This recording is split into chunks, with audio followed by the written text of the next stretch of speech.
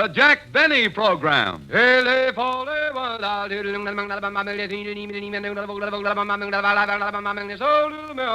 Lucky Strike means fine tobacco, so round, so firm, so fully packed, so free and easy on the draw.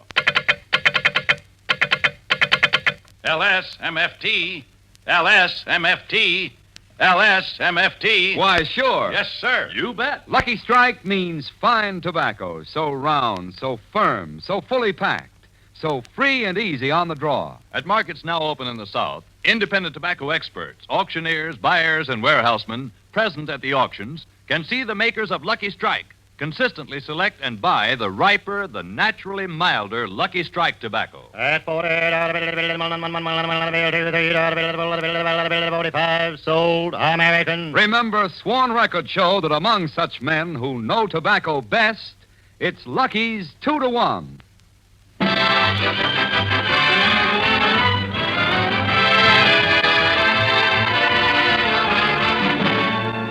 The Lucky Strike program, starring Jack Benny with Mary Livingston, Phil Harris, Rochester, and yours truly, Don Wilson.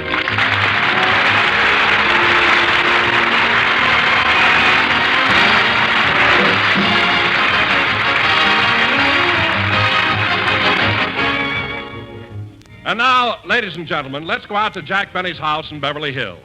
Jack has invited the gang over for a late Sunday breakfast, and right now he's in the kitchen getting things started. Now, let's see. I want the gang to have a nice breakfast. I think I'll start them off with some good old California orange juice. No, I think they'd like sliced orange better. Yep, that's what I'll do. I'll slice it.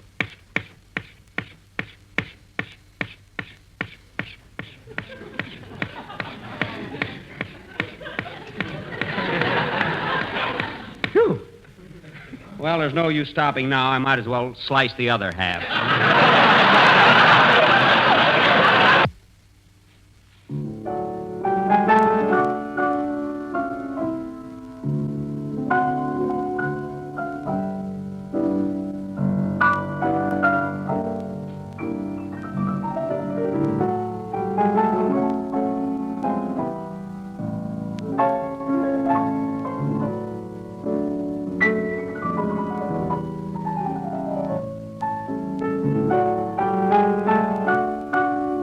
Box, sister. Look in the ice.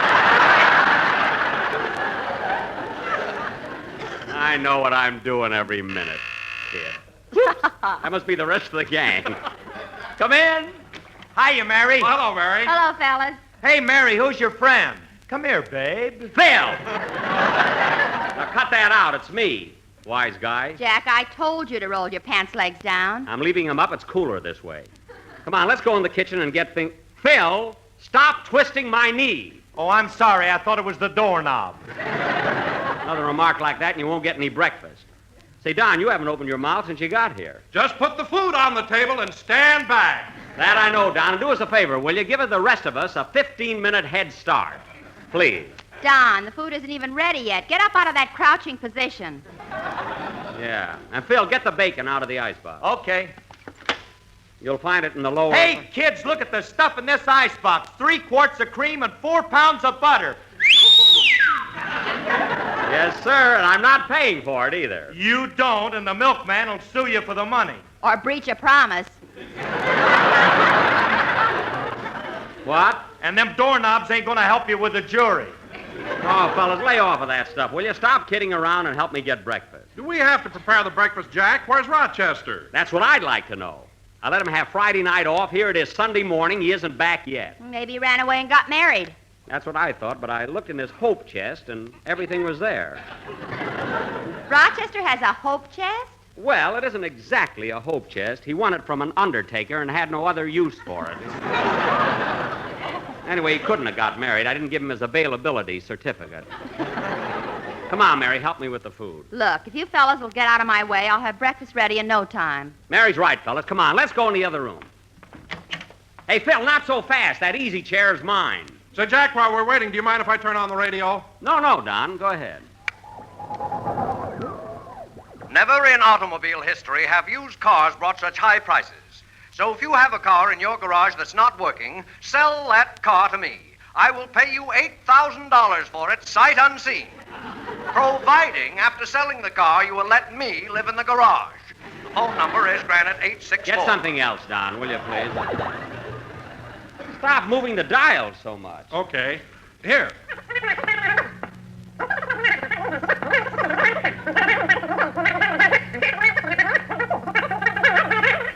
The foregoing was a paid political broadcast.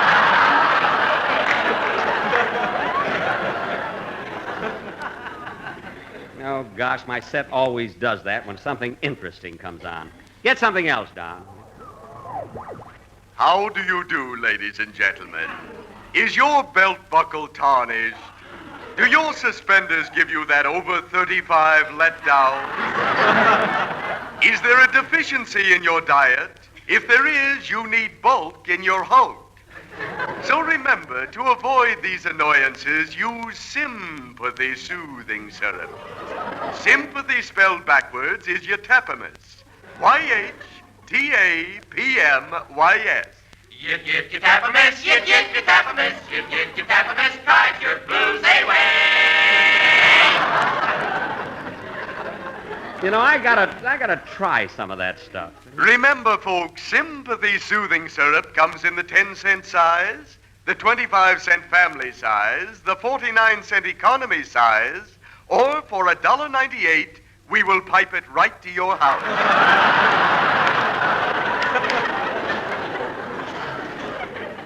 Say, fellas, that must be awfully good stuff. Okay, boys, breakfast is ready. Come and get it. Okay, come on, Don. Phil, shut off the radio. And now for today's guest star, we have that lovely singer of songs, Miss Martha Tilton.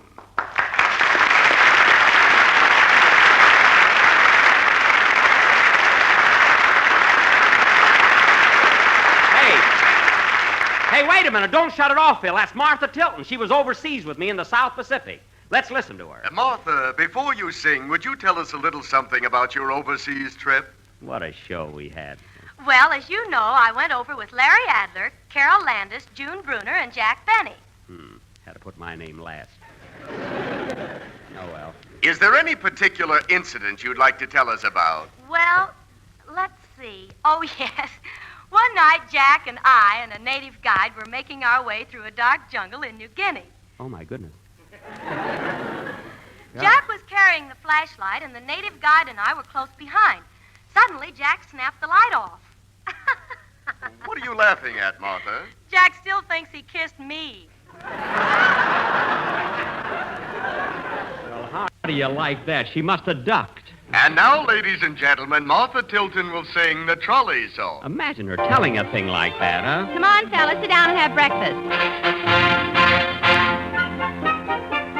With her high starched collar and my high top shoes and my hair piled high up on my head, I went to lose a jolly hour on the trolley and lost my heart instead. With his light brown derby and his bright green tie, he was quite the handsomest of men.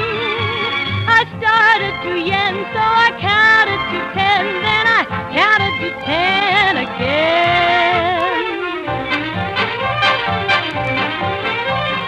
Clang, clang, clang went the trolley. Ding, ding, ding went the bell. Zing, zing, zing went my heartstrings. For the moment I saw him, I fell. Chug, chug, chug went the motor. Bump, bump, bump went the brake. Thump, thump, thump went my heartstrings. When he smiled, I could feel the car shake. He tipped his hat and took a seat. He said he hoped he hadn't stepped upon my feet. He asked my name, I held my breath. I couldn't speak because he scared me half to death. Buzz, buzz, buzz went the buzzer. Plop, plop, plop went the wheel. Stop, stop, stop went my heartstrings. As he started to leave, I took hold of his sleeve with my hand, and as if it were our plan. He stayed on with me and it was grand just to stand with his hand holding mine to the end of the line.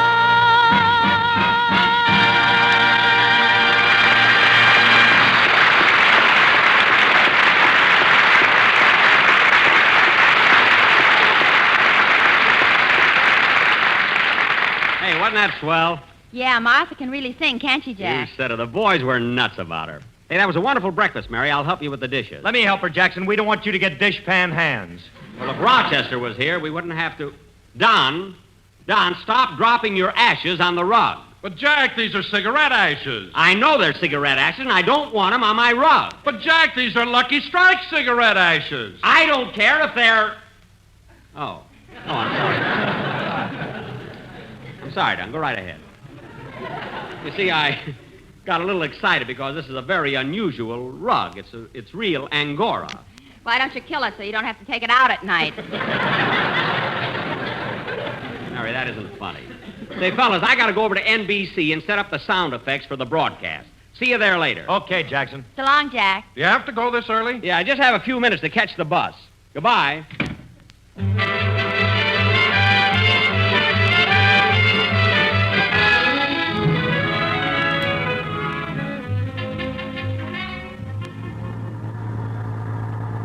Clang, clang, clang went the trolley. Buzz, buzz, buzz went the buzz. Gee, these buses are always so crowded. Oh, well, I don't mind standing. Things are sure happening fast these days. Look at these headlines. Japs driven back in Leyte. That's swell. Both candidates winding up their political campaigns. Gee, I mustn't forget to vote. Russians advancing in Germany. They're doing a great job. Hey, buddy, do you mind if I turn my own pages?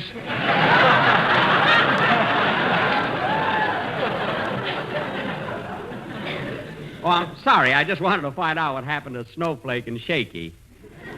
See, that Shaky is some guy, and before him there was the Brow and Prune Face and Flat Top. Gosh, I'm tired. I wish I could sit down. Well, here, old man, take my seat. Thank you very... Why, Fred Allen.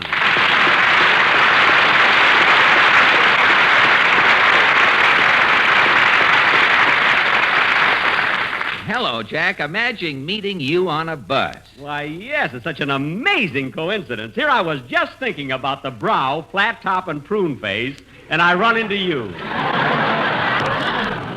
Well, that's what I like about you, Jack. You'll say anything for a laugh. And someday you may get one.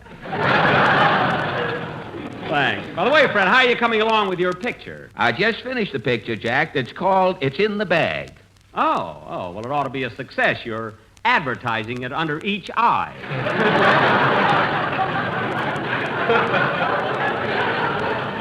Anyway, good luck on the picture. Well, thanks. You know, Jack, people would sure be surprised to hear you wishing me luck.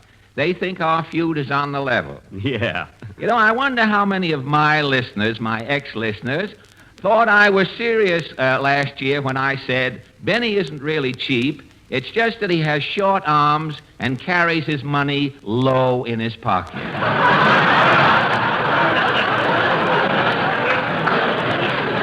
Yeah. You know, and I bet a lot of my listeners thought I meant it when I said, the way Alan talks through his nose, he's the only comedian on radio who tells them and smells them at the same time.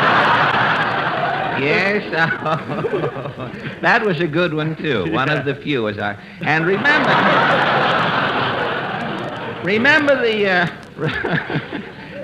the time on my program when I was kidding about you having no blood? Yeah. What a laugh I got that time I said, every time Benny goes out in a polo shirt, he takes a pencil and makes lines on his arms so people will think he has veins. When Mary explained that to me, I nearly died. Remember the time that I said that Alan had so many wrinkles in his face, he looked like a convertible with the top halfway down? I was with Muntz the day that they... You know, when I explained that to my Pontiac, I thought the exhaust pipe on the car had lips.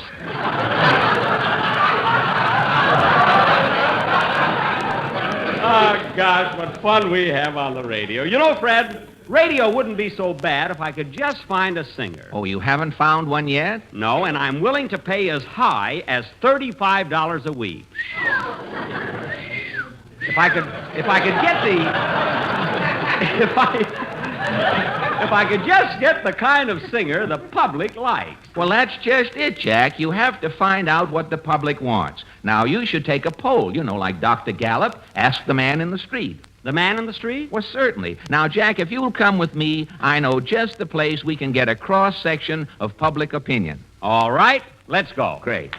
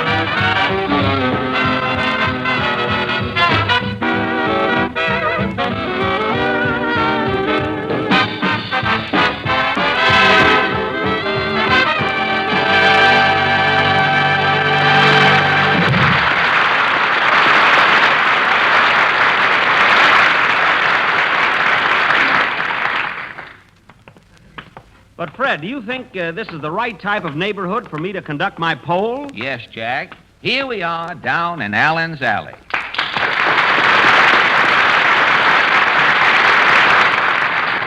Allen's Alley. We have something like this around my neighborhood, only we call it the La Brea Tar Pits. I know it. I saw it the day I went over to see your uncle. Well, let's not lose any time.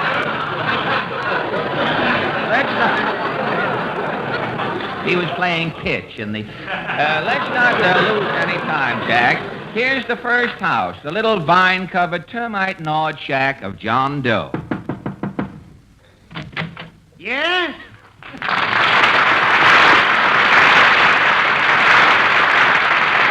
Mr. Doe, this is Jack Benny. He's trying to find a singer for his radio show. Oh, yeah? Well, Mr. Benny, who's that jellyhead who's been singing on your show?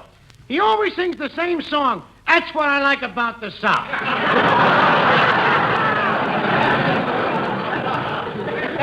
Oh, you mean Mr. Phil Harris. Do you like Phil singing? His voice is flatter than a lunch wagon waffle. Now, look, Mr. Doe. If Harris don't quit singing about the South, he'll start another civil war. Forget Mr. Harris. Just tell me one thing. Do you know where I can get a singer? Oh, why don't you ask the Andrews sisters? Maybe they got a brother. No, I've tried everybody else, though. Hey, why don't you do what Frankenstein done? You mean make myself a singing monster? Yeah. You could take Singing Sam's mouth, Rudy Valley's nose, Morton Downey's chest, and Nelson Eddy's body. Say, that sounds good. Yeah, you'd have 10% Valley, 15% Singing Sam, 20% Downey, and 49% Eddie. Why not 50% Eddie? Well, you don't want no half Nelson, do you, Bud? So long. This is a waste of time, Fred. He didn't help me any. Now, keep your beret on, Jack. Let's try this next house. No.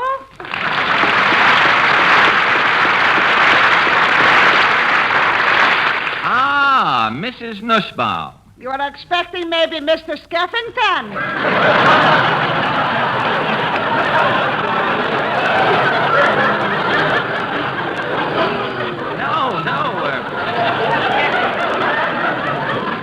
No, Mrs. Nussbaum. This is Jack Benny, the radio comedian. Yes, haven't you ever heard my program on Sunday night? No, on Sunday nights I'm listening to the other Droop. The other Droop? Droop Pearson.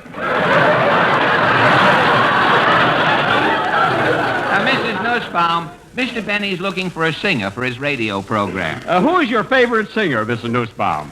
Only one singer I am enjoying, John Charles Shapiro. John Charles Shapiro? Yes, he's singing at Goldberg's Delicatessen by appointment only. And he's good, you say? Good. When John Charles Shapiro is singing, was you is or couldn't you possibly be my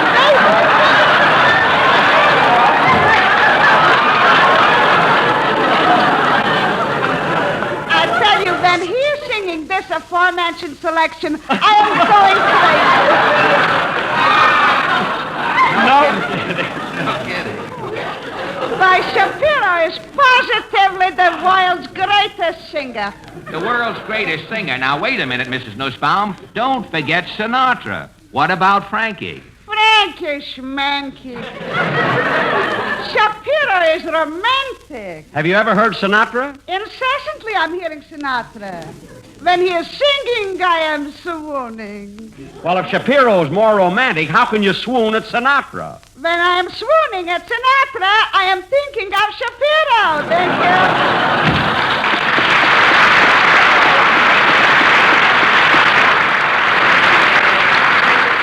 That's all I need on my program. John Charles Shapiro by appointment only.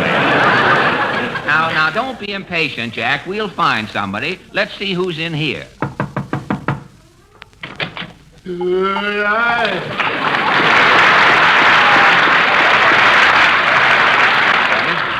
Mr. Benny, this is Socrates Mulligan. Pleased to meet you. Pleased to meet you, Mr. Mulligan. Now, wait a minute. He's Jack Benny, the radio comedian. You're Socrates Mulligan. I am? Well, certainly you are. What does it say on your birth certificate? Molly Mulligan. My mother wanted a girl. Look, Socrates, Mr. Benny is trying to find a singer for his radio program. Oh, a singer! In the blue of the night, to meet the goal of the day, to Sunday, Monday. Oh, would you rather be a Tuesday? Wait a minute, Mr. Mulligan. Something tells me you're a great admirer of Bing Crosby. I always eat his cheese. Well, look. While you're talking to us, would you mind taking it out of your mouth? Yes, Socrates. What about the singer? Oh, I'm nuts about Bing. I eat his cheese for breakfast, cheese for lunch, and cheese for dinner. Well, that's a lot of cheese, but Mr. Benny's looking for a singer. Oh, that's only one singer, Bing Crosby. I got 200 of Bing's records inside. 200 of Crosby's records? Yeah, and they're all the same song. Mammy, little baby, love you something, and the something, little baby, love you something, and the bread. Oh, mammy, little baby, love you. Wait a minute. Look, what do you do with all that shortening bread? With cheese, it's delicious.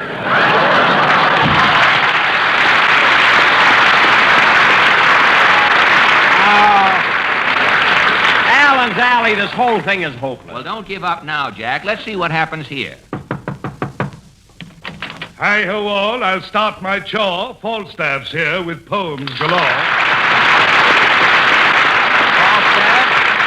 Falstaff, this is Jack Benny. Well, you're just in time, Mr. Benny. I've written some new odes. Have you heard, the rose has gone from your cheeks, darling, but your neck still looks like a stem?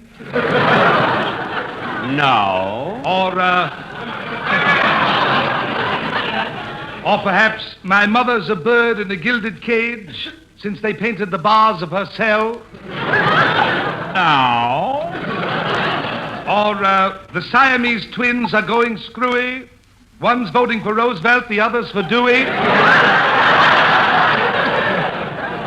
Well, that's done it, Falstaff. Mr. Benny isn't interested in your portrait. He's just trying to find a singer for his program. Precisely why I am here. I have written a poem. You've written a poem about my problem, Falstaff? Yes, it's called The Reason. How does it go? Mr. Benny, you're haggard and worried as you start your radio season. You wonder why you can't get a singer. I think I can tell you the reason. Other programs have no singer problems, so you know something's radically wrong when all radio rings with fine voices and your show boasts nary a song. The reason you can't get a singer, I'll be frank, Mr. B, here is why. A singer won't work for just LSMFT. You've got to pay MONEY. Well,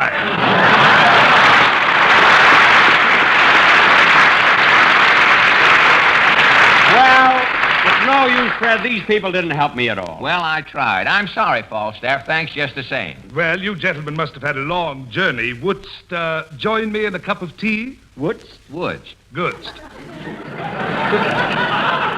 This way, gentlemen. Oh, Jeeves, please serve some tea. 2 for these gentlemen and 1 for me. Your order, sir, will be up in a minute. Do you want it straight or do you want something in it?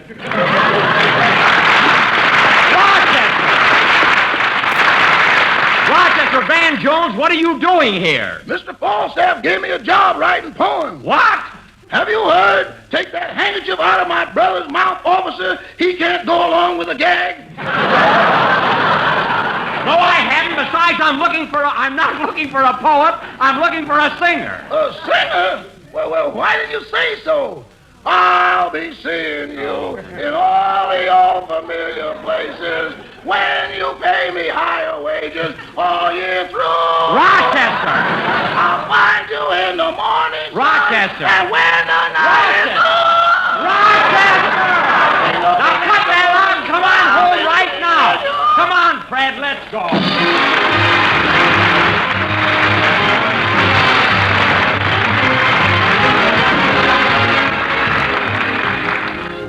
Ladies and gentlemen, this is Jack Benny again. Last Friday, October 27th, was Navy Day, and I had planned sort of a little speech about it. But after reading the headlines in the newspapers about the job our Navy is doing in the South Pacific, I decided to throw my speech away because anything I might say would be insignificant.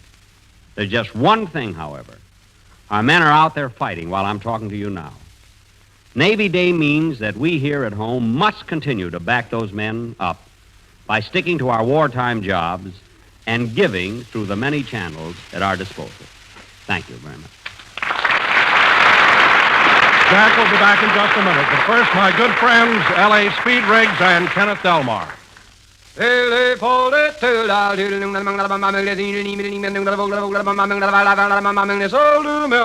Lucky Strike means fine tobacco.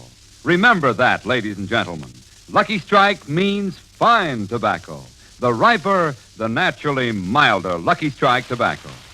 Yes, Lucky Strike means fine tobacco. So smoke the smoke tobacco experts smoke. Lucky Strike. So round, so firm, so fully packed. So free and easy on the draw. The famous tobacco auctioneers heard on tonight's program are Mr. L.A. Speed Riggs of Goldsboro, North Carolina. And Mr. F.E. Boone of Lexington, Kentucky. At 44, down a bit of 44, sold American. And this is Basil Rysdale speaking for Lucky Strike. LSMFT, LSMFT, LSMFT. A friendly suggestion. For your own real deep-down smoking enjoyment, smoke the smoke tobacco expert smoke. Lucky Strike.